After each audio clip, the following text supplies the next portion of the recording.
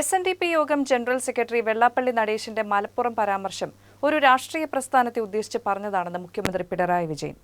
ഏതെങ്കിലും മതവിഭാഗത്തിനെതിരെ നിലപാട് സ്വീകരിക്കുന്നയാളല്ല വെള്ളാപ്പള്ളി നടേശനെന്ന് അദ്ദേഹത്തെ അറിയുന്നവർക്ക് അറിയാമെന്നാണ് പിണറായിയുടെ പ്രതികരണം.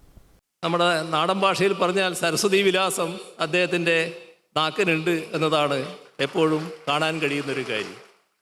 അതിൽ നല്ല കരുതൽ എപ്പോഴും അദ്ദേഹം പ്രകടിപ്പിച്ച് പോന്നിട്ടുണ്ട്. എല്ലാ ഘട്ടത്തിലും മതനിരപേക്ഷ നിലപാട് ഉയർത്തിപ്പിടിക്കാൻ ശ്രദ്ധിച്ചിട്ടുമുണ്ട്. അടുത്ത കാലത്ത് നിർഭാഗ്യകരമായ ചില വിവാദങ്ങൾ ഉയർന്നു വന്നു. എന്നാൽ വെള്ളാപ്പള്ളി അറിയാവുന്നവർക്കെല്ലാം അറിയാം, അദ്ദേഹം ഏതെങ്കിലും ഒരു മതത്തിന് എതിരായി നിലപാട് സ്വീകരിച്ച ചരിത്രമുള്ളയാളല്ല എന്ന്.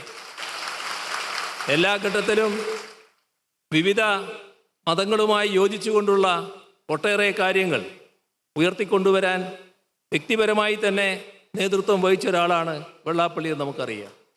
അപ്പോൾ എന്നാലും ചില തെറ്റിദ്ധാരണകൾ പരത്താനുള്ള അവസരം അദ്ദേഹത്തിൻ്റെ ഒരു പ്രസംഗത്തിൻ്റെ ഭാഗമായി വന്നു.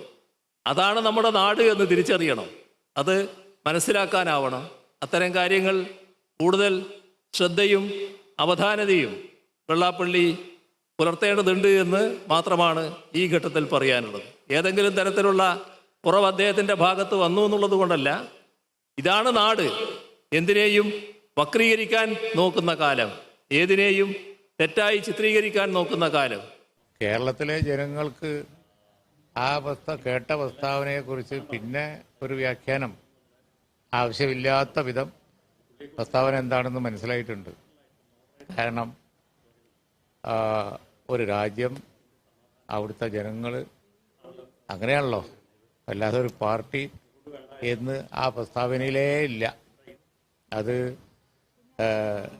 തെങ്ങിൻ്റെ മുകളിൽ കയറി തേങ്ങ പറിക്കാൻ നോക്കിയിട്ട് ആള് കണ്ടപ്പോൾ അപ്പുറത്തെ പറമ്പിൽ കുറുന്തോട്ടിയുണ്ടോ എന്ന് നോക്കുകയാണ് എന്ന് പറഞ്ഞില്ലേ, അതുപോലെ ഒരു കഥയാണ്. ആ പ്രസ്താവന പൊതുസമൂഹം ഏറ്റെടുത്തില്ല, തള്ളിക്കളഞ്ഞു, വളരെ മോശമായിപ്പോയി എന്ന് വന്നപ്പോൾ, അതായത് മുഖ്യമന്ത്രി പറഞ്ഞത് ഈ കേരളത്തിൽ എന്തെങ്കിലും പറഞ്ഞാൽ ദുർവ്യാഖ്യാനം ചെയ്യപ്പെടും എന്ന് നമ്മൾ കരുതേണ്ടതല്ലേ എന്നാണ് മുഖ്യമന്ത്രി ചോദിച്ചത്. സംഗതി നേരെ മറിച്ചാണ്. പറഞ്ഞത് കേരളത്തിലാണ്, കേരളത്തിലെ ജനം കേൾക്കുകയും ചെയ്തു. ഇനി അതിന് വ്യാഖ്യാനം കൊണ്ടൊന്നും വേറൊന്നും വരില്ല.